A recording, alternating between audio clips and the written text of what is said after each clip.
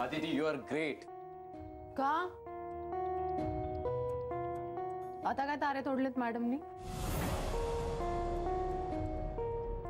आदिती, लक्ष नको देऊस ग. पण खरंच खूप जबरदस्त तयारी केलीस ग तू. मी सुद्धा असाच विचार केला होता, पण तू बोलत होतीस ना म्हणून मी काही बोललो नाही. एनिवे, मी बाकीच्यांशी बोलून घेतो आणि मीटिंग फिक्स करतो. आपण आज उद्यामध्ये कर्नाळा फायनल करून टाकू. ओके?